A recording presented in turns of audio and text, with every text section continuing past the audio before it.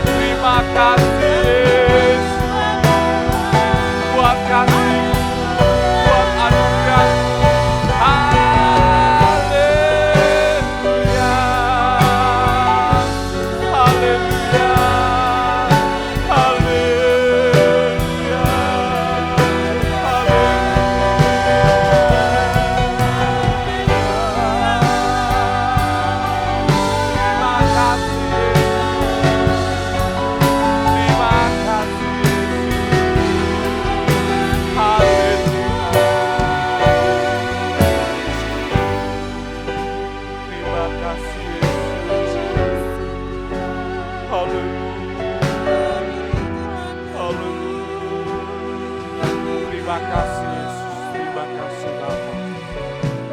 Terima kasih Yesus. Terima kasih. Haleluya Tuhan.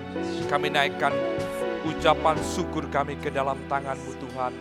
Betapa besar kasih dan kemurahan-Mu yang masih Kau perlakukan atas kehidupan kami. Walaupun dalam suasana keadaan yang tidak mendukung, di dalam semuanya itu Tuhan, kami tetap berharap dan bergantung. Bahkan kami mengandalkan Engkau sepenuhnya yang akan memelihara dan memberikan kekuatan dan segala sesuatu yang indah akan terjadi dalam kehidupan kami. Berkati ibadah kami dan kami percaya Engkau sudah menolong, memberikan yang terbaik untuk kami dan berikan hati sukacita untuk kami bisa memuji, membesarkan nama-Mu Tuhan. Terima kasih, kami mulai ibadah ini dengan ucapan syukur. Haleluya. Amin. Puji nama Tuhan, kasih Tuhan begitu nyata dalam kehidupan kita, bahkan semuanya Tuhan sudah sediakan. Sebelum kita meminta pun Allah sudah memberikan yang terbaik untuk kita, karena berkat anak cucu selalu Tuhan limpahkan atas kehidupan kita.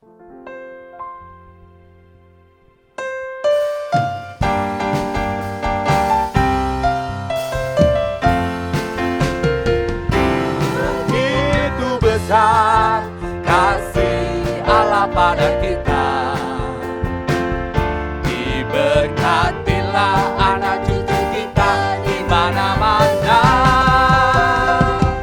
Tuhan mengubah miskin dan menjadikan kaya. Dia merendahkan dan meninggikan kita. Begitu besar, begitu besar kasih Allah pada kita. Amin. Diberkatilah anak cucu kita di mana-mana. Tuhan mengubah miskin dan menjadikan kaya. Dia merendahkan dan meninggikan kita. Berbahagialah bagi orang yang percaya. Anak cucunya pasti tidak akan meminta-minta. Karena Allah menggenapi firman-Nya. Amin. Tiada yang mustahil bagi orang percaya. Begitu besar, begitu besar kasih Allah pada kita. Diberkatilah anak cucu kita di mana-mana. Tuhan mengubah miskin dan menjadikan kaya. Dia merendahkan dan meninggikan juga. Berbahagialah bagi orang yang percaya. Anak cucunya pasti tidak akan meminta-minta. Karena Allah menggenapi firman-Nya. Tiada yang mustahil bagi orang percaya. Berbahagialah dengan segenap hati kita. Bahagialah bagi orang yang percaya. Anak cucunya pasti tidak akan meminta-minta. Karena Allah menggenapi firman-Nya. Amin. Tiada yang mustahil bagi orang percaya. Tiada yang mustahil, tiada yang mustahil bagi orang percaya. Tiada yang mustahil, tiada yang mustahil bagi orang percaya. Haleluya. Kebesaran dan kemuliaan hanya bagi Dia. Karena Tuhan sudah menyediakan segala sesuatu indah dan selalu yang terbaik untuk kita. Dan siapkan hati kita untuk memberikan yang terbaik di dalam mendengarkan firman Tuhan. Seperti rusa, rindu sungai-Mu.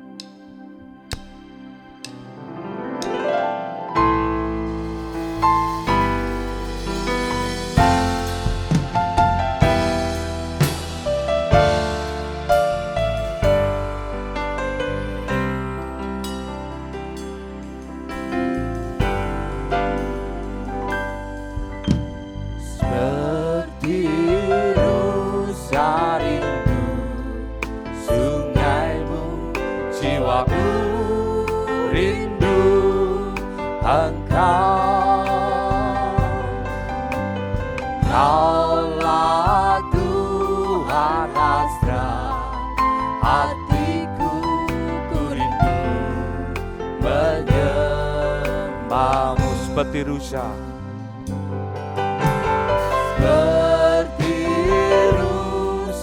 rindu sungai-Mu, jiwaku rindu Engkau.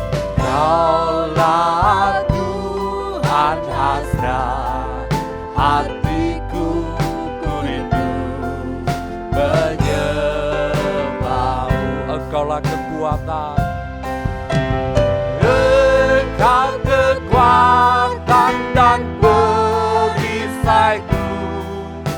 Kepadamu aku berserah. Kaulah Tuhan hasrat hatiku, ku rindu menyembah-Mu. Seperti rusa rindu sungai-Mu,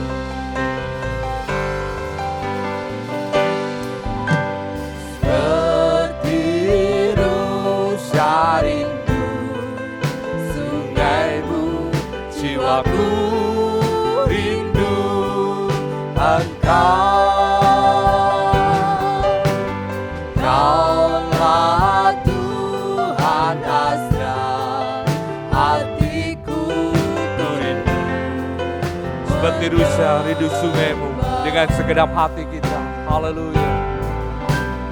Seperti rusa rindu sungai-Mu, jiwaku rindu Engkau. Kaulah Tuhan hasrat hatiku, ku rindu menyembah-Mu. Engkaulah kekuatan, Engkau kekuatan dan perisaiku. Kepadamu aku berserah. Kaulah Tuhan hasrat hatiku, ku rindu. Sekali lagi, Engkaulah kekuatan. Haleluya, haleluya. Engkau kekuatan dan perisaiku. Kepadamu aku berserah. Kaulah Tuhan hasrat hatiku, ku rindu. Dengan segenap hati katakan, Yesus, Yesus, Kau berarti bagiku. Yesus, Kau berarti bagiku.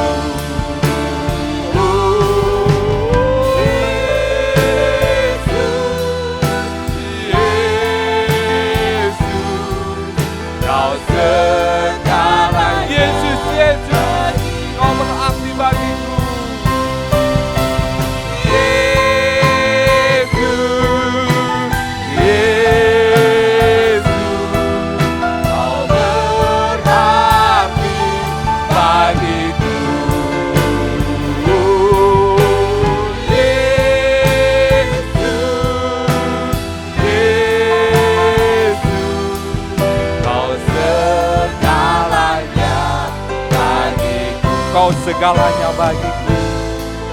Kau segalanya bagiku. Kau segalanya bagiku.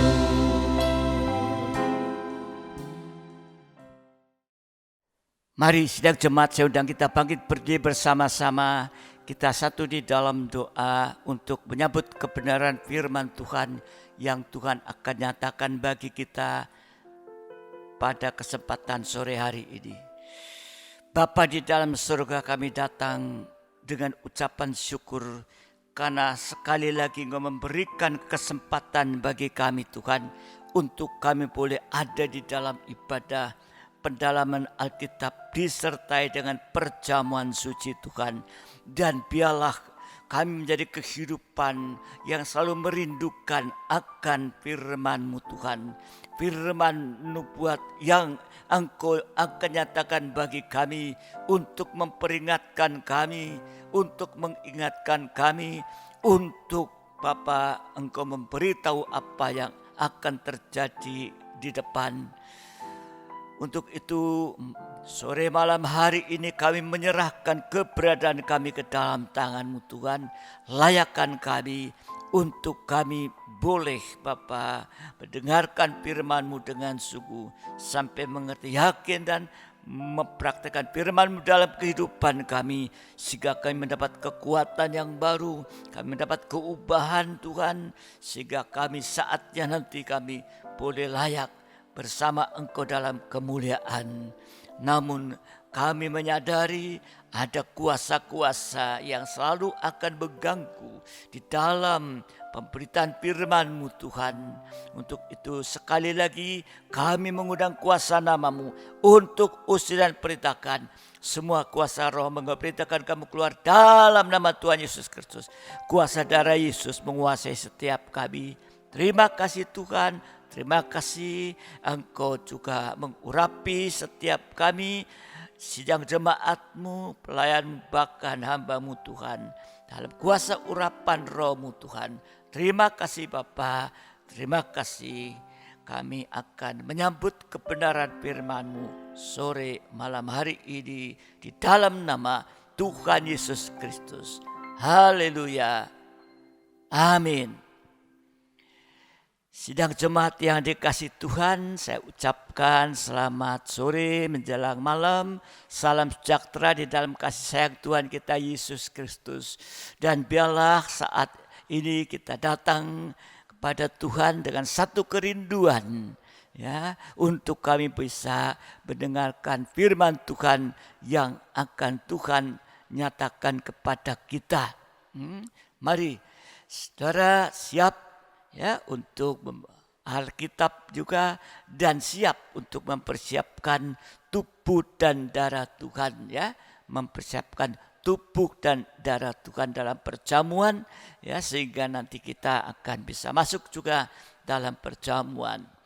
Sidang jemaat yang dikasihi Tuhan, saudara pasti masih mengingat, ya, di dalam ibadah raya, ya, bagaimana firman Tuhan menyatakan kepada kita, ini merupakan peringatan kepada Petrus, tetapi ini juga peringatan kepada kita. Ya, sebab di dalam perikop Matius 26 ayat 30-35 itu bicara tentang peringatan kepada Petrus, ya. Dan saudara dikasihi Tuhan, dalam ibadah raya kita sudah mempelajari mengenai firman nubuat atau firman pengajaran yang benar. Tuhan memperingatkan Petrus dengan firman nubuat. Ya, saudara dikasihi Tuhan, ya, saat itu, ya, Petrus menolak firman nubuat ini. Saudara dikasihi Tuhan, kalau kita saat-saat ini mendengarkan tentang firman Tuhan dalam nubuat, itu merupakan peringatan bagi kita, ya. Sebab Tuhan menyatakan apa yang terjadi di depan sana itu. Nah, saudara dikasihi Tuhan, kalau kita melihat di dalam ayat 33 dan 35 itu Petrus menolak firman nubuat. Petrus mengatakan, aku sekali-kali tidak dan aku takkan menyangkal engkau. Ini sudah diingatkan kepada Petrus. Tapi Petrus menolak firman nubuat ini. Ya, Yesus sudah menyatakan, kita sudah mempelajari ya di dalam di dalam ayat yang ke 30 sampai 30 dan 34 itu merupakan satu ungkapan dari Tuhan, peringatan dari Tuhan apa yang terjadi bagi Petrus. Nah, tetapi saudara dikasih Tuhan, Petrus menolak firman nubuat ini. Kenapa Petrus bisa sampai menolak firman nubuat ini? Ya, karena apa? Kesombongan hati. Jadi Petrus menolak firman nubuat itu karena kesombongan hatinya. Dia mengatakan, oh imanmu akan tergoncang. Oh enggak, sombong banget. Ya. Dan tidak akan menyangkal engkau. Ya. Dan enggak akan menyangkal engkau. Wah, ini sombong banget di sini. Nah, untuk itu malam hari ini kita melihat dan kita mempelajari supaya kita juga kalau ada firman nubuat itu jangan kita merasa sombong, ya, merasa kuat dan lain sebagainya. Mari kita akan lihat bahwa 3 kali Petrus menampilkan kesombongannya. Yang pertama, Petrus menampilkan kesombongannya. Yang pertama, Matius 16 ayat 21 sampai ayat 23. Ya, ini Petrus menampilkan kesombongannya.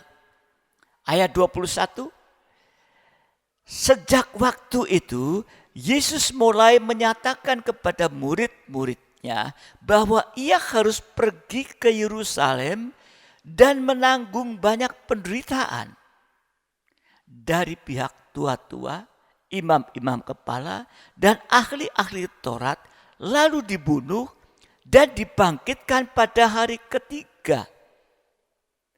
Ini Tuhan menyatakan itu, dan ini juga akan yang terjadi bagi Yesus saat itu. Tapi ayat yang ke-22, tetapi Petrus menarik Yesus ke samping. Jadi dia muridnya narik gurunya Yesus ke samping, ya, dan menegur dia. Ya. Petrus berani menegur Yesus, gurunya. Katanya, Tuhan, kiranya Allah menjauhkan hal itu sekali-kali takkan menimpa engkau. Jadi apa yang dikatakan Petrus dalam ayat 21, ya, di sini Petrus bertindak. Yesus sudah mengatakan, ya, bahwa mau ke Yerusalem menanggung banyak penderitaan oleh karena tua-tua imam-imam ahli Taurat dan akan dibunuh pada hari ketiga akan bangkit. Tapi saat itu Petrus menarik Yesus ke samping dan menegur. Katanya, Tuhan, kiranya Allah menjauhkan hal itu sekali-kali takkan menimpa engkau. Sombong banget nih. Muridnya berani menarik gurunya. Ya, menarik Yesus ke samping ini. Ayat 23. Maka Yesus berpaling dan berkata kepada Petrus, enyahlah iblis, engkau suatu batu sandungan bagiku. Sebab engkau bukan memikirkan apa yang dipikirkan Allah, melainkan apa yang dipikirkan manusia. Jadi kesombongan Petrus yang pertama yaitu Petrus menarik Yesus ke samping ketika Yesus berbicara tentang salib. Yesus berbicara soal salib. Dia akan menderita, dia akan dibunuh, tapi bangkit pada hari ketiga ini. Ini kesombongan Petrus. Berani menarik Yesus ke samping saat Yesus mengatakan atau berbicara soal salib. Di sini Petrus menggunakan pikiran daging, kehendaknya sendiri. Dia pikir nggak mungkin lah ya. Jauhkan itu.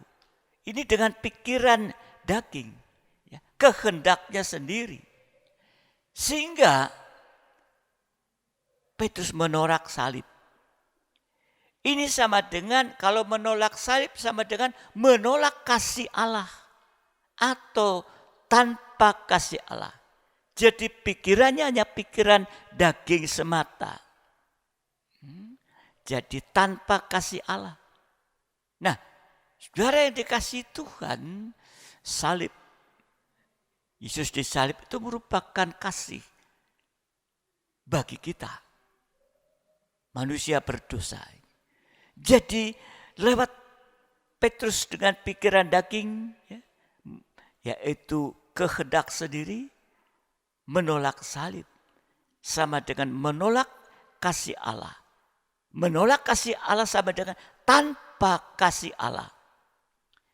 Sehingga dalam tabernakel, kasih Allah itu ditujukan oleh mezbah dupa emas. Atau terkena kepada mezbah dupa emas. Jadi kalau tidak ada kasih Allah, berarti tidak ada mezbah dupa emas dalam hidupnya Petrus. Ya, sebab nanti ya, dalam kehidupan peti perjanjian, mezbah dupa emas itu sudah meningkat. Ya. Jadi kalau sekarang nggak ada, kayak Petrus nggak ada, yaitu kasih Allah, ya, tanpa kasih Allah, ya, tanpa mezbah dupa emas di dalam hidupnya. Nah, akibatnya ya, Petrus dengan pikiran daging, dengan kesombongannya, tanpa kasih Allah, akibatnya apa yang dikatakan Yesus? Engkau suatu batu sandungan bagiku. Jadi Petrus dengan pikiran daging, ya, tanpa kasih Allah, menolak sama dengan menolak salib, itu akan menjadi batu sandungan. Artinya selalu menjadi batu sandungan bagi orang lain dan juga gampang tersandung. Ya. Kalau gampang tersandung berarti gampang jatuh. Ya. Menjadi batu sandungan. Ya. Menjadi batu sandungan ini ya, seperti leher yang dikalungi batu kilangan. Batu kilangan itu kan berat ya buat ngilang gandum. Nah. Batu kilangan itu berat. Ini. Di dalam Matius pasal 18. Matius 18 ayat yang ke-6. Matius 18 ayat ke-6. Tetapi barang siapa menyesatkan salah satu dari anak-anak kecil ini ya, yang percaya kepadaku, lebih baik baginya jika sebuah batu kilangan diikatkan pada lehernya, lalu ia ditenggelamkan ke dalam laut. Jadi sini seperti Petrus dalam kesombongannya, dia menjadi batu sandungan. Ya. Maka leher itu akan dikalungi dengan batu kilangan.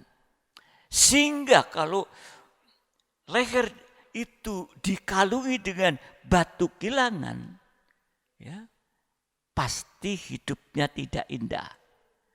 Ya. Kalau dipakai kalung, apa itu namanya? Leontin apa-apa. Ya, ya perlian yang, wah ini indah. Ya, tapi dikalungi sama batu kilangan. Sudah. Berat, elek. Tidak indah hidupnya. Dan kalau dikalungi dengan batu kilangan pasti berat. Ada beban yang berat. Letih lesu.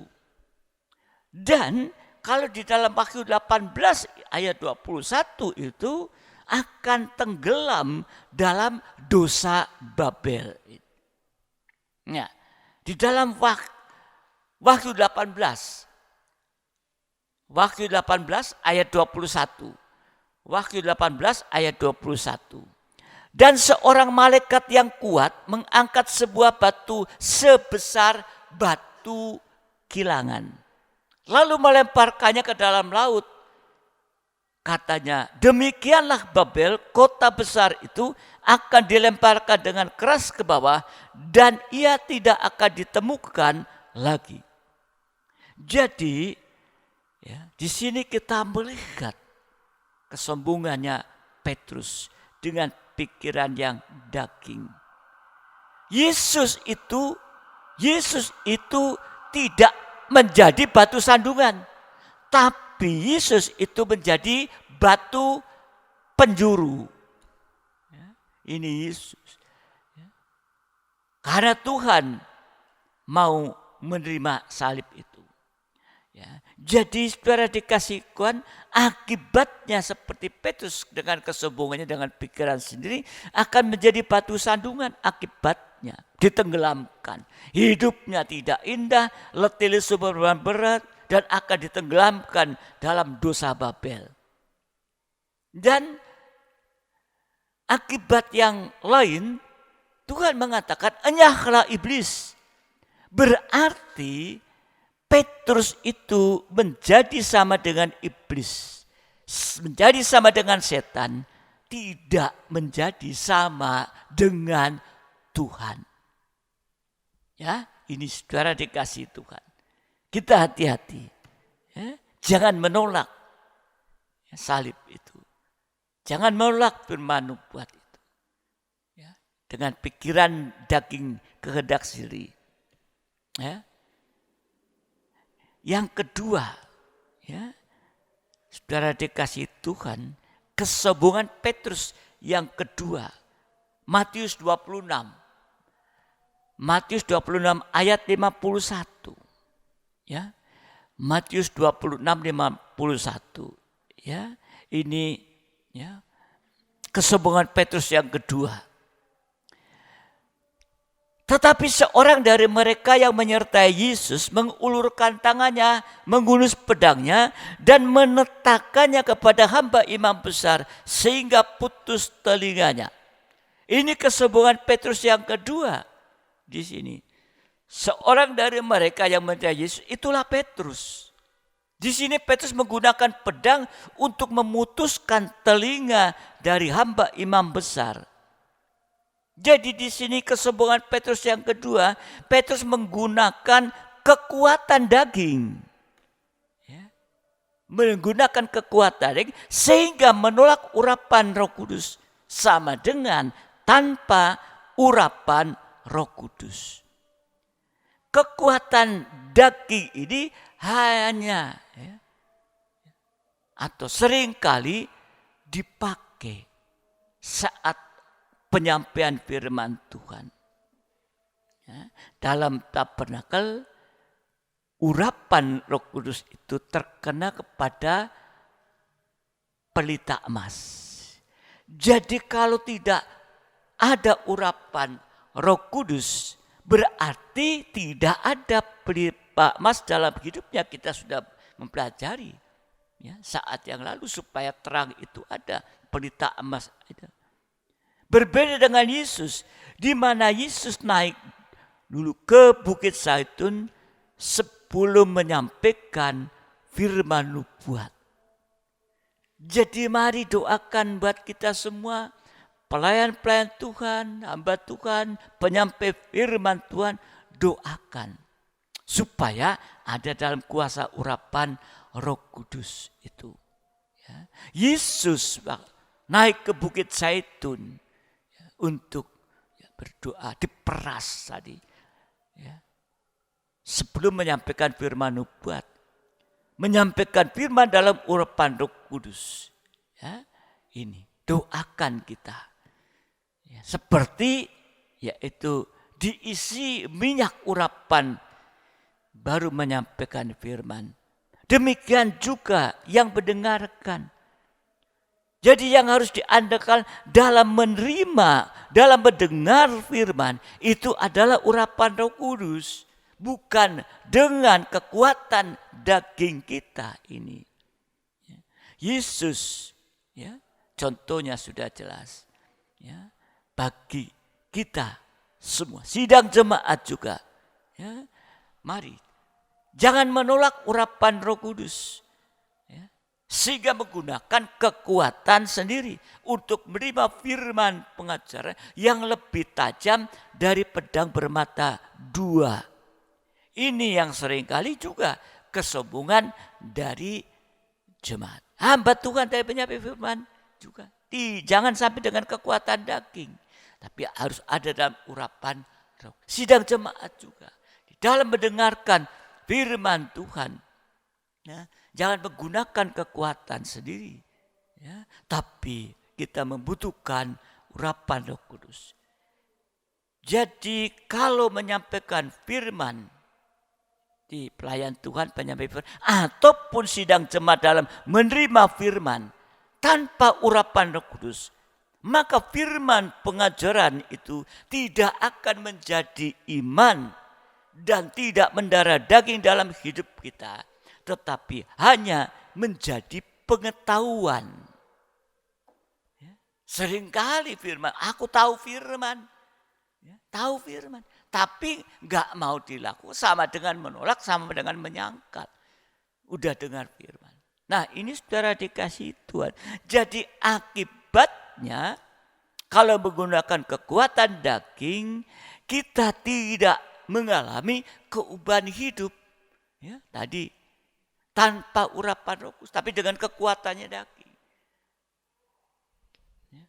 Daging dan roh itu bertolak belakang. Jadi akibatnya ya, kalau menggunakan kekuatan daging tanpa Roh Kudus tidak mengalami keubahan hidup. Sama dengan atau menjadi sama dengan antikris. Menolak urapan Roh Kudus. Siapa antikris? Antikris itu adalah ada di antara kita yang tidak sungguh-sungguh. Ya, dalam surat 1 Yohanes, antikris itu ada di antara kita yang tidak sungguh-sungguh menggunakan yaitu pikiran daging, kekuatan daging tanpa Roh Kudus. Ini sama dengan menjadi sama dengan antikris. Yang ketiga, kesombongan Petrus yang ketiga. Matius 26 ya, tadi ayat 33. Petrus menjawabnya, biarpun mereka semua tergoncang imannya karena engkau, aku sekali-kali tidak. Ini kesombongan Petrus yang ketiga, yaitu Petrus menggunakan kebenaran daging. Kebenaran daging sama dengan kebenaran diri sendiri. Sehingga menolak firman pengajaran benar. Jadi kalau menggunakan yaitu kebenaran daging, itu sama dengan tanpa firman pengajaran benar, sehingga akan menjadi sama dengan nabi palsu. Ya, ini saudara dikasih Tuhan. Jadi 3 kali Petrus menampilkan kesombongannya dengan pikiran daging tanpa kasih Allah, berarti tidak ada mesbah dupa emas. Dan yang kedua, Petrus menggunakan kekuatan daging sehingga menolak urapan Roh Kudus atau tanpa urapan Roh Kudus ini. Sama dengan tanpa atau tidak ada tanda pelita emas. Ya. Nah, saudara, kita harus hati-hati di saat akhir ini dan mana Tuhan sudah mengingatkan kepada kita. Dan kesombongan Petrus yang ketiga, Petrus menggunakan kebenaran daging, kebenaran diri sendiri, berarti tanpa firman pengajaran menjadi sama dengan nabi palsu. Ya, tanpa firman pengajaran artinya sama dengan tidak ada meja roti sajian. Kalau tidak ada firman pengajaran yang benar, berarti tidak ada meja roti sajian dalam hidupnya. Ya. Ini saudara dikasihi Tuhan. Ya. Kalau di dalam Matius pasal 16 ya, kalau nggak salah itu Tuhan mengatakan kepada Petrus bahwa Petrus adalah batu karang yang teguh. Batu karang yang teguh. Ya. Tetapi saat Tuhan bicara soal salib, Petrus langsung merosot. Bukan menjadi batu karang yang teguh, tapi menjadi batu sandungan. Artinya Petrus yang hebat tadi dikatakan, oh kamu akan menjadi batu karang yang teguh. Di atas akan dibangun jemaat. Tapi di saat Petrus di sini dengan kesombongannya ini, dia merosot. Saudara dikasihi Tuhan. Ya. Petrus hebat, ya, tapi yaitu kosong. Ya, tadinya. Artinya karena kesombongannya itu. Jadi kehidupan yang sombong itu tanpa firman, tanpa Roh Kudus, tanpa kasih Allah. Ini sama dengan kehidupan yang tidak tergembala. Tanpa kasih Allah, tanpa mesbah dupa emas. Ya, tanpa urapan Roh Kudus, tanpa pelita emas, ya. Kemudian tanpa ya, firman pengajaran yang benar, tanpa meja roti sajian ini, ya. Sehingga sama dengan Petrus tidak tergembala. Padahal firman Tuhan sudah mengatakan supaya kita tergembala dengan benar. Tapi oleh kesombongannya, lewat pikiran daging, pahala apa itu tekun dalam 3 macam ibadah, apa itu tergembala secara rohani. Ya. Ini seringkali terjadi. Kemudian tanpa orang dengan kekuatan daging, aku kuat kok, gak mungkin aku jatuh, ya, dan lain sebagainya. Tetapi bagaimana dengan menghadapi saat ini pandemi ini? Masihkah bisa merasakan kekuatan kesombongannya? Sekarang kita hanya bisa berharap kepada Tuhan. Yang sakit, ya, masih tetap dengan kekuatannya sendiri. Serahkan kepada Tuhan di saat-saat seperti ini, ya, supaya kita tetap bisa tergembala. Ya. Kalau kita tergembala dengan benar, maka kita akan rendah hati dan mengarah untuk jadi sama dengan Yesus. Tujuannya, arahnya. Jangan menggunakan pikiran daging, kekuatan daging, ya, dan juga tanpa firman pengajaran, oleh karena membenarkan diri sendiri, kebenaran daging. Ya, ini saudara dikasihi Tuhan, ya, sehingga tidak tergembala dengan kita sudah mempelajari soal penggembalaan. Ya. Kalau kita tergembala, maka kita akan rendah hati dan mengarah untuk tadi sekali jadi sama dengan Yesus. Itulah tujuan kita, ya, untuk menjadi sama dengan Yesus. 1 Petrus 5 ayat yang kelima, 1 Petrus 5 ayat yang kelima, demikian jugalah kamu, hai orang-orang muda, tunduklah kepada orang-orang yang tua, dan kamu semua rendahkanlah dirimu seorang terhadap yang lain. Sebab Allah menentang orang yang congkak, tetapi mengasihi orang yang rendah hati. 1 Petrus pasal 5 ini bicara pasal penggembalaan. Ya. Jadi praktek kehidupan yang tergembala itu kehidupan yang tidak sombong, kehidupan yang rendah hati. Ya. Ini saudara dikasih Tuhan. Bagaimana praktek rendah hati? Praktek rendah hati yang pertama artinya ada kemampuan untuk mengaku dosa kepada Tuhan dan kepada salib. Kalau diampuni jangan berbuat dosa lagi, tetapi hidup dalam kebenaran atau hidup sesuai kehendak Tuhan.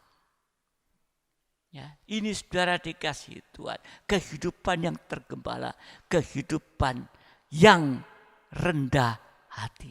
Sebaliknya Petrus tadi, Petrus sombong. Nah, tidak mau ikut kehendaknya Tuhan. Ya. Saudara yang dikasih Tuhan, kalau kita melihat satu contoh, 1 Raja-Raja pasal 1, ayat 50 dan 52. 1 Raja-Raja 1, 50 sampai 52. Takutlah Adonia kepada Salomo, sebab itu ia segera pergi memegang tanduk mezbah. Seorang yang ada salah, ya, memegang tanduk mezbah, ya, untuk meminta apa? Meminta pengampunan. Ya. Lalu diberitahukanlah kepada Salomo, ternyata Adonia takut kepada Raja Salomo dan ia telah memegang tanduk mezbah serta berkata, biarlah Raja Salomo lebih dahulu bersumpah mengenai aku bahwa ia takkan membunuh hambanya ini dengan pedang. Lalu kata Salomo, jika ia berlaku sebagai kesatria, maka sehelai rambut pun dari kepalanya tidak akan jatuh ke bumi. Tetapi jika ternyata ia bermaksud jahat, haruslah ia dibunuh. Kita tahu seorang kesatria, seorang yang berani. Di dalam konteks ini kesatria itu artinya berani mengaku dosa dalam perbuatan, dalam perkataan, ataupun dalam angan-angan, ataupun dalam maksud hati ini. Ya. Di sini Adonia pegang tanduk itu, ya, minta pengampunan. Dia kesatria, mengaku ini. Jadi kalau kita mengaku dosa, kita akan benar-benar selamat dan terpelihara oleh Tuhan. Tadi dikatakan sehelai rambut pun dari kepalanya tidak akan jatuh ke bumi. Jadi saudara, yang membuat letih lesu itu adalah dosa-dosa yang dipertahankan. Tapi Adonia sebagai kesatria, ya, dia langsung pegang tanduk. Buat kita sekarang mengaku kekurangan kelemahan. Malam hari ini ada kesempatan, ada perjamuan, ya, ada perjamuan korban Kristus. Pegang tanduk, artinya berani mengaku kepada Tuhan dan kepada sama apapun, ya, yang sedang dialami dalam kehidupan kita ini. Ya. Kemudian, ya, yang rendah hati tadi, ya, ada kemampuan untuk mengaku dosa, tapi yang kedua adalah kemampuan untuk menerima kenyataan menerima kenyataan yang ada, dan kita mengucap syukur kepada Tuhan. Kalau tidak berani menerima kenyataan yang ada, itu sombong. Sama dengan sombong. Kehidupan ini akan cenderung menyalahkan orang lain, akan bersungut-sungut. Kenyataannya sekarang kita mengalami dalam suasana pandemi ini. Banyak hal yang berdampak dalam kehidupan kita. Tetapi kita berani menerima kenyataan dan tetap mengucap syukur kepada Tuhan. Hari Minggu kemarin, kalau kita tertanam di bait Allah, kita akan dipelihara oleh Tuhan, diberikan kekuatan oleh Tuhan, dan berbuah manis bagaikan korma itu. Ini saudara dikasihi Tuhan. Jadi di dalam menghadapi sekarang ini, menghadapi apapun juga, kita harus tetap mengucap syukur kepada Tuhan. Segala sesuatu menurun, mengucap syukur kepada Tuhan. Itu satu kenyataan. Kita nggak bisa bersungut-sungut, tapi kita mengucap syukur kepada Tuhan. Kalau tidak berani menerima kenyataan ini, masih memakai pikiran daging, kekuatan daging, itu masih dikatakan sombong. Gak bisa mengucap syukur. Nanti pasti akan menyalahkan orang lain. Oh, menyalahkan ini, seperti sekarang dalam dunia ini antar negara nyalah. Oh, kamu yang dulu pertama kali kamu yang bikin ulah ini, satu nyerang lagi. Ini satu kenyataan. Tapi kenyataan apapun kita tetap mengucap syukur karena kita tahu justru di saat seperti ini kita bisa lebih dekat kepada Tuhan, bisa merasakan yaitu bagaimana Tuhan bekerja, bagaimana Tuhan memelihara, bagaimana Tuhan melindungi dalam kehidupan kita. Itu kita bisa rasakan dan kita rasakan dengan ucapan syukur ini. Saudara dikasihi Tuhan, di dalam 1 Petrus, tadi kehidupan yang tergembala, rendah hati, praktek rendah diri, ada kemampuan untuk mengaku dosa dan kemampuan untuk menerima kenyataan yang ada. Tapi lebih jauh 1 Petrus pasal 5 ayat 1 sampai 3. 1 Petrus 5 ayat 1 sampai 3. Aku menasihatkan para penatua di antara kamu, aku sebagai teman penatua dan saksi penderitaan Kristus yang juga akan mendapat bagian dalam kemuliaan yang akan dinyatakan kelak. Gembalakanlah kawanan domba Allah yang ada padamu, jangan dengan paksa, tapi dengan sukarela sesuai dengan kehendak Allah. Dan jangan karena mau mencari keuntungan, tapi dengan pengabdian diri.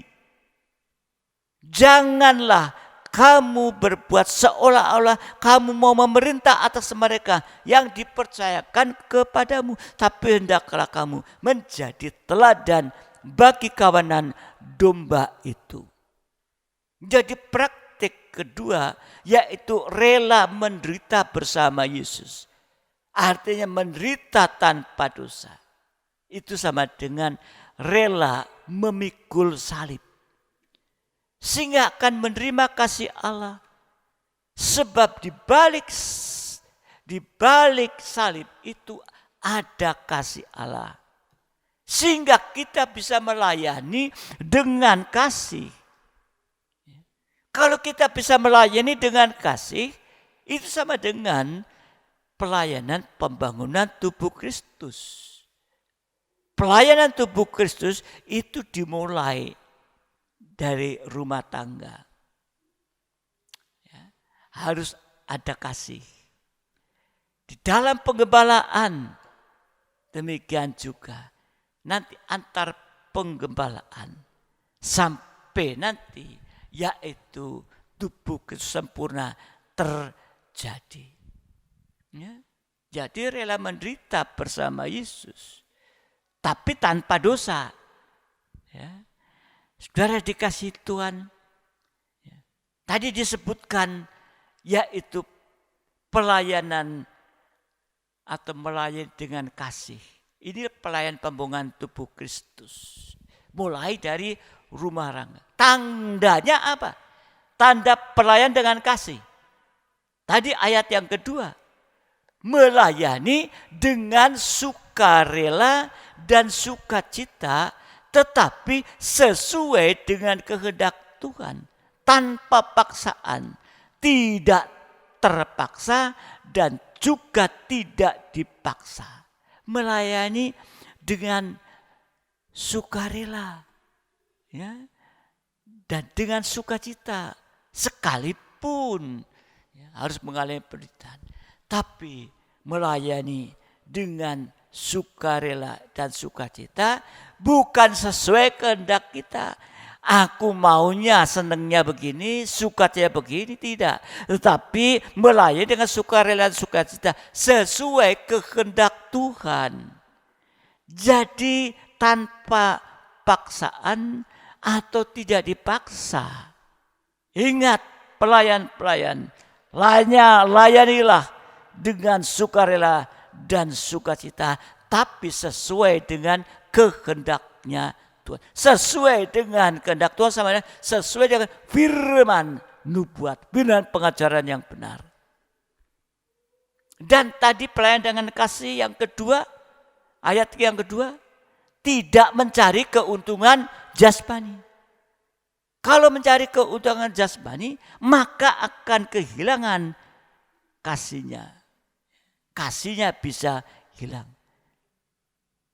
Sehingga semuanya akan sia-sia. Bahkan nanti akan binasa.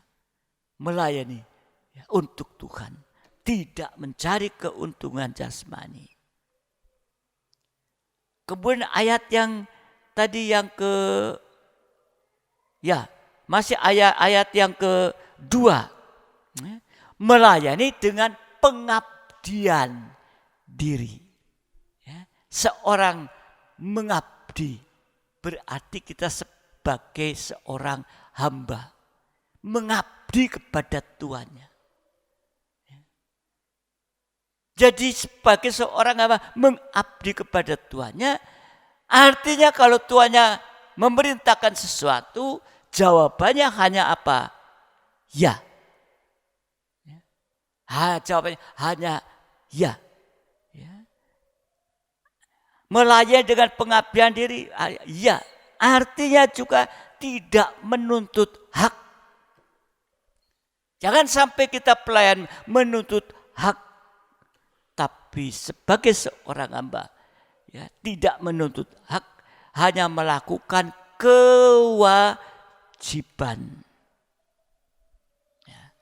Jadi mari pelayan-pelayan ingat akan ini, layanilah dengan sukacita, dengan sukarela, sesuai dengan kehendak Tuhan, sesuai dengan firman Tuhan.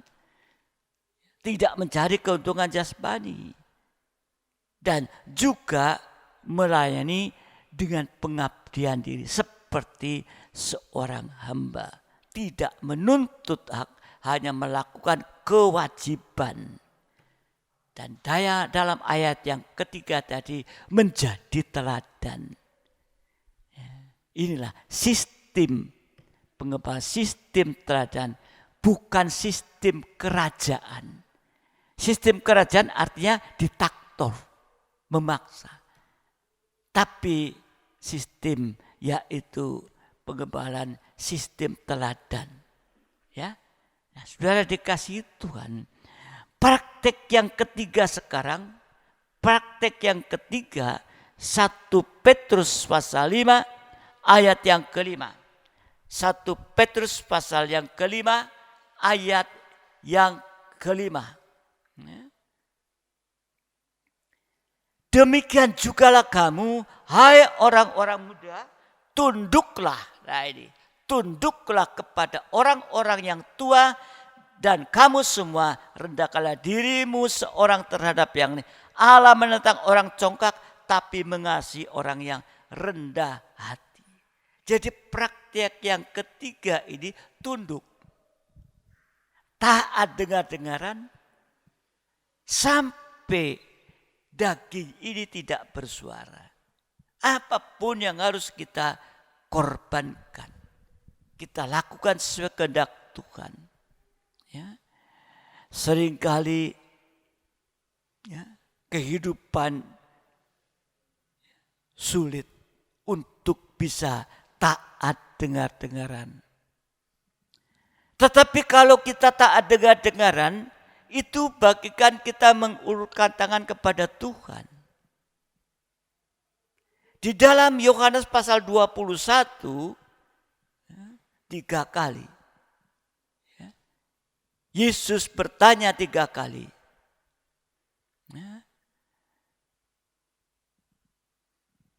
Mari kita baca saja. Yohanes 21, 15, 17 dan 18. 15, 17 dan 18. Sesudah sarapan Yesus berkata kepada Simon Petrus, Simon, anak Yohanes, apakah engkau mengasihi aku lebih daripada mereka ini? Jawab Petrus kepadanya, benar Tuhan, engkau tahu bahwa aku mengasihi engkau. Kata Yesus kepadanya, gembalakanlah domba-dombaku. Yang kedua ayat 17. Kata Yesus kepadanya untuk ketiga kalinya, Simon anak Yesus, apakah engkau mengasihi aku? Maka sedih hati Petrus karena Yesus berkata untuk ketiga kalinya, apakah engkau mengasihi aku? Dan ia berkata kepada Tuhan, engkau tahu segala sesuatu, engkau tahu bahwa aku mengasihi engkau. Kata Yesus, gembalakanlah domba-dombaku. Ayat 18. Aku berkata kepadamu, sesungguhnya ketika engkau masih muda, engkau mengikat pinggangmu sendiri. Engkau berjalan kemana saja kau kehendaki. Tapi jika engkau sudah menjadi tua, engkau akan mengulurkan tanganmu dan orang lain akan mengikuti engkau dan membawa engkau ke tempat yang tidak kau kehendaki. 3 kali Yesus bertanya kepada Petrus. Ini sama dengan menunjuk pada 3 macam ibadah pokok. Jadi setelah tergembala, Petrus tidak sombong lagi. Petrus tidak sombong lagi. Dia bisa mengulurkan tangan kepada Tuhan sampai mati untuk Tuhan. Jadi Petrus saat itu mempercayakan diri sepenuh kepada Tuhan. Yesus contohnya, teladannya. Yesus juga taat sampai mati di atas kayu salib untuk mengulurkan tangan kepada kita. Jadi kalau kita mengulurkan tangan kepada Tuhan, melayani tadi dengan kasih dan sebagainya, mau tergembala, maka Yesus juga akan mengulurkan tangan kepada kita.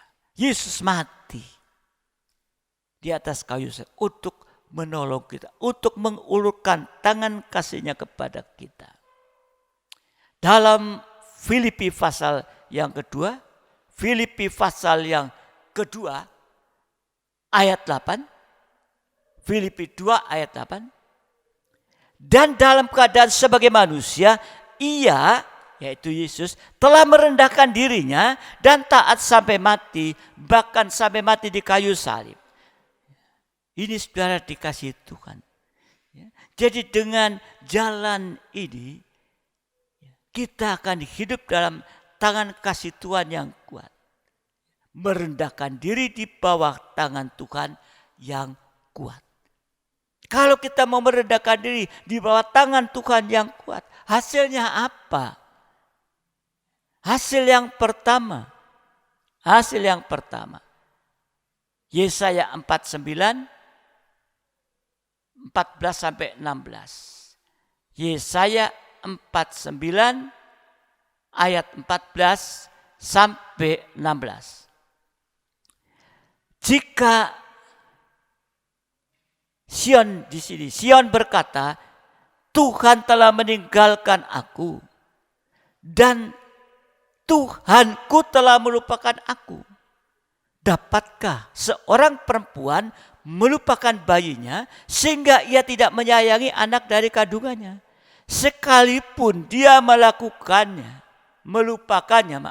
aku tidak akan melupakan engkau. Ayat 16, lihat aku telah melukiskan engkau di telapak tanganku. Tembok-tembokmu tetap di ruang mataku. Ini hasil pertama, tangan kasih Tuhan yang kuat itu menggendong kita. Kita ini yang tidak berdaya seperti bayi. Sehingga kita benar-benar akan mengalami pemeliharaan dari Tuhan. Mengalami perlindungan dari Tuhan. Di tengah-tengah kesulitan dunia ini. Di tengah-tengah suasana pandemi ini.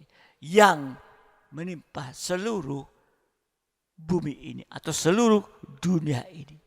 Tapi tangan kasih Tuhan yang kuat mampu mengalami pemeliharaan dan perlindungan. Nah, ini saudara dikasih Tuhan. Ya. Ada yang juga sudah menyaksikan waktu mereka ikut online. Ya. Sudah mendapat pemeliharaan dari Tuhan. Ya. Nah, ini saudara dikasih Tuhan. Dalam situasi seperti ini, kalau kita mau sungguh-sungguh, ya, tadi dikatakan menyerah kepada, mengangkat tangan, maka tangan kasih Tuhan itu bukan saja diulurkan, tapi menggendong kita ini. Itu hasil yang pertama. Ya, kita ada di dalam pelukan tangan Tuhan, seperti seorang bayi dipelihara, dilindungi ini. Yang kedua, hasilnya kedua, Ulangan 7 ayat 7 dan 8. Ulangan 7 ayat 7 dan 8. Bukan karena lebih banyak jumlahmu dari bangsa manapun juga, maka hati Tuhan terpikat olehmu dan memilih kamu. Bukanlah kamu ini yang paling kecil dari segala bangsa, tetapi karena Tuhan mengasihi kamu dan memegang sumpahnya yang telah diikrarkannya kepada nenek moyangnya, maka Tuhan telah membawa kamu keluar dengan tangan yang kuat dan menebus engkau dari rumah perbudakan, dari tangan Firaun, raja Mesir. Ini hasil yang kedua. Tangan kasih Tuhan yang kuat itu sanggup mengeluarkan kita dari perbudakan dunia ini. Mesir itu gambarannya dunia ini. Artinya sanggup menyelesaikan semua masalah kita. Sampai masalah mustahil. Dan Tuhan akan membuat kita bahagia. Ada kemanisan dalam hidup ini. Ya. Dan hasil yang ketiga, pelayan ke depan, 1 Petrus 5 ayat 6. 1 Petrus 5 ayat 6. Ini hasil ketiga. Ya. Ayat 6.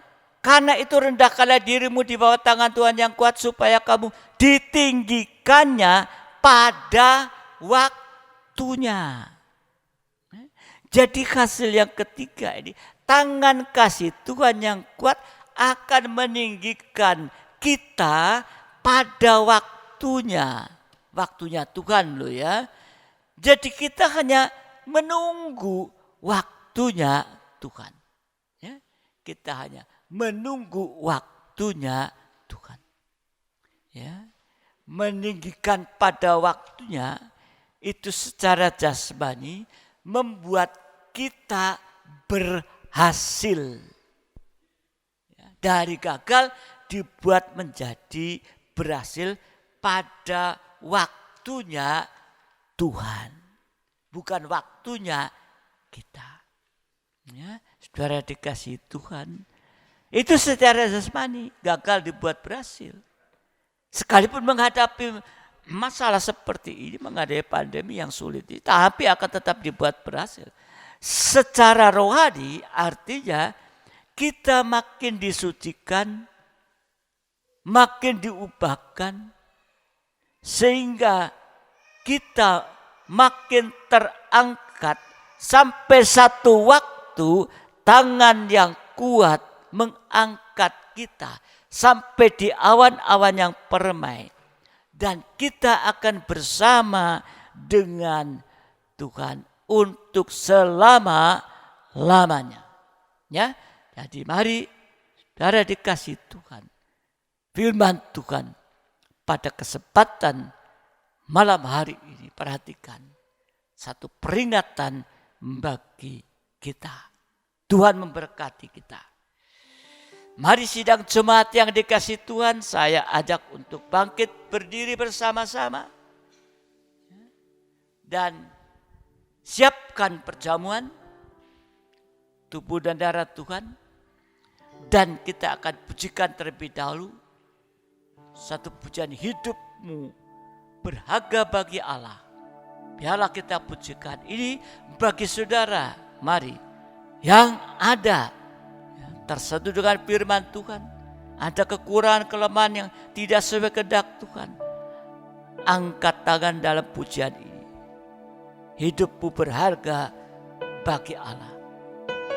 Dia yang sudah mati di atas kayu salib, korbannya sebentar kita akan terima, sangat berharga. Untuk menghargai korban Kristus karena ada kekurangan kesalahan yang terkoreksi dengan firman. Mari saudara boleh mengangkat tangan. Akui semua itu di hadapan Tuhan.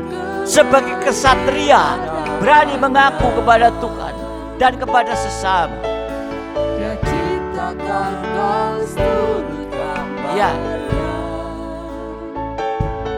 Sungguh terlalu indah kau bagi dia.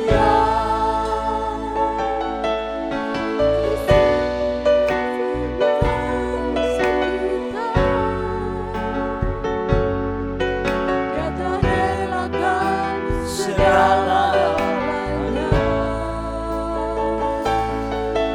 Dia disalib untuk tebus dosa kita. Karena hidupmu sangatlah berharga. Bulu yang terkulai akan dipatahkannya. Dia akan jadikan indah, sungguh lebih berharga. Sungguh yang telah punah takkan dipadamkan. Dia akan jadikan terang untuk kemuliaan-Nya. Dari atas kembali katakan.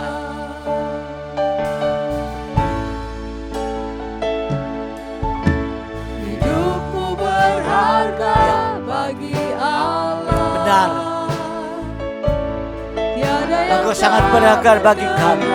di hadapan Lewat kematian di atas kayu salib, korbanmu sangat berharga bagi kami. ciptakan kau Haleluya. seturut gambarnya. Oh, haleluya. Sungguh terlalu indah kau bagi Amin. dia. Haleluya, Yesus.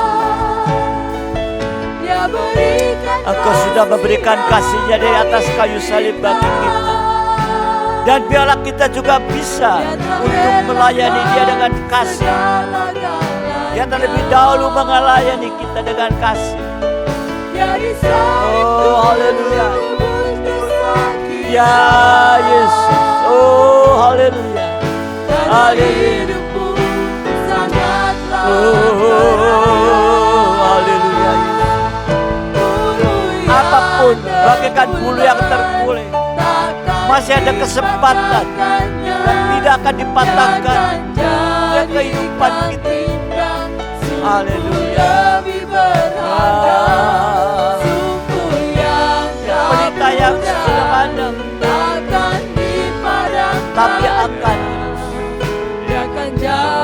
Ada kesempatan menjadi terang kembali. Haleluya, haleluya, ya, haleluya. Kalau saudara sudah memegang tubuh dan darah Tuhan, hargai. Haleluya. Tiada yang tak berkenan di hadapannya. Dia ciptakan kau sudut gambar. Ya, Sungguh terlalu indah bagi Dia. ya, Dia berikan kasih-Nya bagi kita. Dia tak Serahkan segala-galanya. Dia disalib untuk Amin, dosa haleluya. kita. Oh, haleluya. Karena itu Akui segala sesuatu yang Dia sediakan. Haleluya. yang terpulang takkan Ya, satu kemurahan bagi kami. Haleluya. Engkau satu kehidupan yang berharga Tuhan. Lewat korban Tuhan, Engkau merelakan segalanya dan mengasihi Tuhan. Haleluya. Haleluya. Bulu yang terpulang takkan Oh, dipatahkannya. haleluya. Dia akan jadikan kita Haleluya. lebih berharga. Sumber yang kau punya takkan dipadamkan. Dia akan jadikan untuk kemuliaan.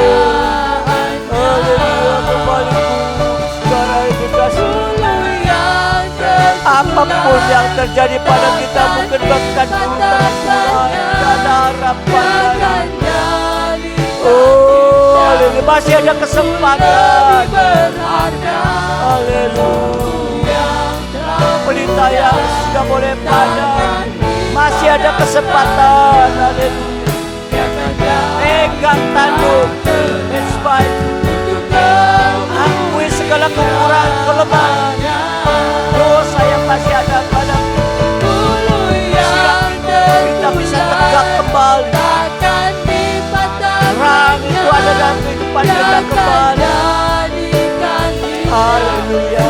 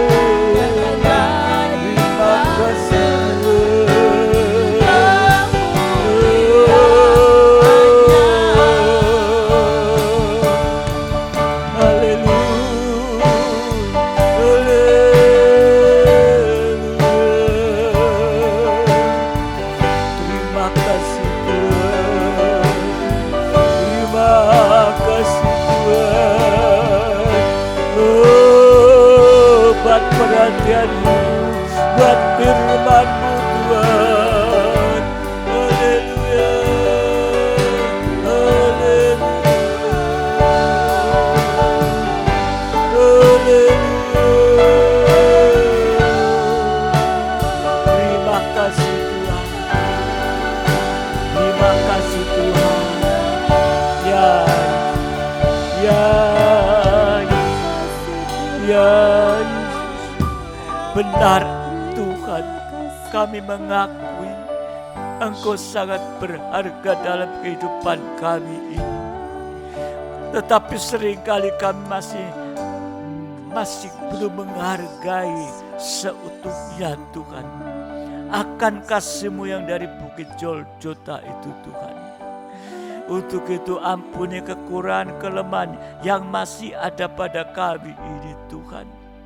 Apapun saat ini yang sedang kami perhadapi, mungkin bagaikan sumbu yang terkulai, bagaikan bulu yang terkulai dan sumbu yang mulai padam. Tetapi Engkau masih memberikan kesempatan kepada kami lewat firman nubuat itu yang akan mendorong kami, membawa kehidupan kami untuk tegak kembali dan bersinar kembali Tuhan. Untuk dapat siap menyambut kedatangan-Mu kali kedua Tuhan. Untuk itu mari Engkau tolong Bapa dalam surga setiap sidang-Mu, dalam kuasa urapan meteraikan, permanenkan di dalam kehidupan kami Tuhan. Biar Roh Kudus terus akan menolong untuk memeteraikan firman-Mu dalam setiap kehidupan kami, sehingga sungguh-sungguh kami boleh merasakan kasih-Mu, dan kami juga boleh melayani Engkau, beribadah melayani dengan kasih Tuhan. Oh Bapa, dengan sukarela, dengan sukacita Tuhan.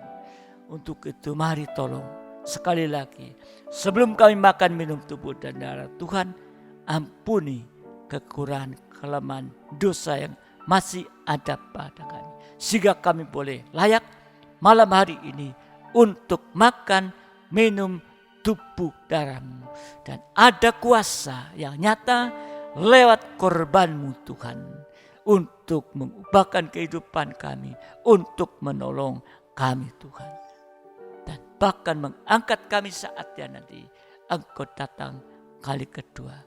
Terima kasih Bapa, terima kasih, dan juga korban tubuh dan darah-Mu yang akan kami terima bersama dengan firman-Mu, sehingga akan termeterai dalam hidup kami.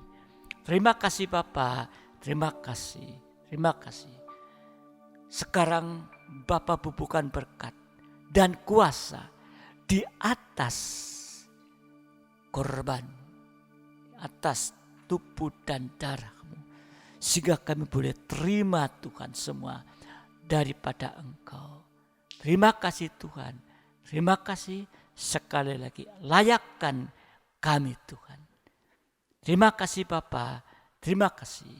Kami akan terima tubuh dan darah-Mu malam hari ini dalam nama Tuhan Yesus Kristus. Haleluya Yesus. Haleluya Yesus. Amin. Sekarang sidang jemaat, ya, saudara sudah menyiapkan tubuh dan darah Tuhan. Kita pegang tubuh Tuhan. Di tangan kanan, tinggikan di atas kepala kita. Semua sudah siap. Dengarkan firman Tuhan. Sebelum kita makan, minum tubuh darah Tuhan. Sebab apa yang telah kuteruskan kepadamu, telah aku terima dari Tuhan, yaitu bahwa Tuhan Yesus pada malam waktu Ia diserahkan, mengambil roti, dan sesudah itu Ia mengucap syukur atasnya. Ia memecah dan berkata, inilah tubuhku yang diserahkan bagi kamu. Perbuatan ini menjadi peringatan akan aku. Bukankah roti yang kita pecah-pecahkan adalah persekutuan dengan tubuh Kristus? Haleluya. Kita makan dengan iman dalam nama Tuhan Yesus Kristus. Haleluya Yesus. Haleluya Yesus. Terima kasih.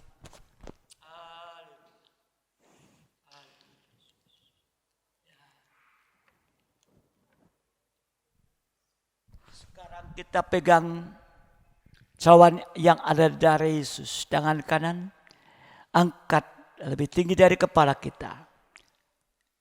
Darah yang sama juga. Dalamnya ada kuasa untuk menyucikan kita. Ada kuasa untuk menolong kita. Bahkan ada kuasa untuk menyembuhkan sakit penyakit. Baik itu secara rohani, terlebih juga secara jasmani. Jamah bagian yang sakit dari tubuh saudara. Kalau tidak bisa berjamah, letakkan tangan kiri depan dada dan imani bahwa darah Yesus akan bekerja. Apapun sakit penyakit ini akan disembuhkan. Biar kita menerima dalam iman. Minum dengan iman yang kuat teguh. Demikian juga ia mengambil cawan sudah makan lalu berkata, cawan ini adalah perjanjian baru yang dimeteraikan oleh darahku. Perbuatlah ini setiap kali kamu meminumnya menjadi peringatan akan aku. Bukankah cawan pengucapan syukur yang atasnya kita ucapkan syukur adalah persekutuan dengan darah Kristus? Kita minum dengan iman dalam nama Tuhan Yesus Kristus. Haleluya. Terima kasih Tuhan. Kita mengangkat kedua tangan kita mengucap syukur kepada Tuhan. Terima kasih Tuhan. Terima kasih Tuhan.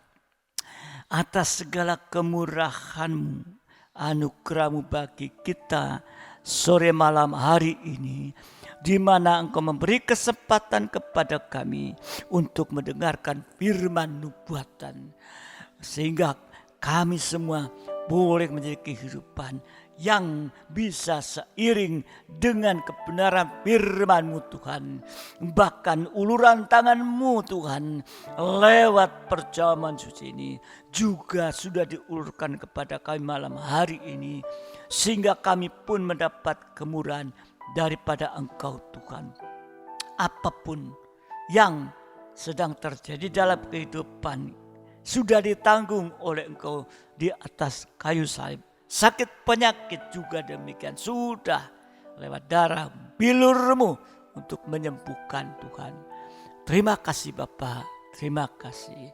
Engkau akan memberikan keteguhan bagi setiap sidang jemaat-Mu menghadapi keadaan akhir zaman ini, menghadapi situasi pandemi ini Tuhan.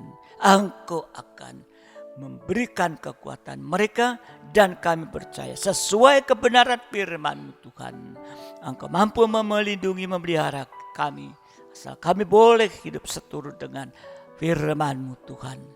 Terima kasih Bapa, terima kasih. Apapun yang saat ini terjadi dalam kehidupan secara nyata, biarlah kami boleh tetap menerima dengan ucapan syukur kepadamu. Karena ucapan syukur itulah Bapa di dalam surga yang akan membuat kehidupan kami ini merasa berlimpah dalam hidup kami ini Tuhan. Secara kenyataan kita menghadapi apapun, tapi kita tetap mengucap syukur dan tidak bersungut-sungut Tuhan. Itu kami menyerahkan sekali seluruh sidang jemaat-Mu ke dalam tangan-Mu Tuhan. Terima kasih Bapa. Terima kasih yang sakit, yang sudah ikut dalam online, sudah minum tubuh dan darah-Mu. Biarlah mereka punya iman dan Engkau ulurkan tangan Tuhan. Angkat kuasa apapun yang menyebabkan sakit penyakit itu Tuhan. Untuk itu sekali lagi serahkan semua ke dalam tangan. Terima kasih yang ada masalah problema dalam hidup nikah, Engkau juga akan menolong, menyelesaikan Tuhan. Terima kasih Bapa dalam surga. Berkati seluruh sidang jemaat-Mu dimanapun mereka berada. Berkati juga seluruh pelayan-Mu malam hari ini Tuhan. Biar berkat itu semakin dilimpahkan. Kami juga menyerahkan keadaan-keadaan situasi dalam negara kita, di kota kita, sekitar kita Tuhan. Engkau akan juga ulurkan tangan kasih-Mu. Terima kasih Bapa, terima kasih. Sebentar kami menyelesaikan ibadah malam hari ini. Dan biarlah damai sejahtera, kasih karunia Engkau limpahkan dalam kehidupan kami. Terima kasih Tuhan, terima kasih. Sekarang sidang jemaat yang dikasih Tuhan, terimalah berkat nikmat anugerah daripada Allah Bapa, cinta kasih dari Tuhan kita Yesus Kristus, serta persekutuan Roh Kudus menyertai kita saat ini sampai selama-lamanya. Dalam berkat nama Tuhan Yesus Kristus, mempelai pria surga yang mengasihi, yang percaya bersama saya katakan amin. Selamat malam, Tuhan memberkati. Sampai ibadah yang berikutnya.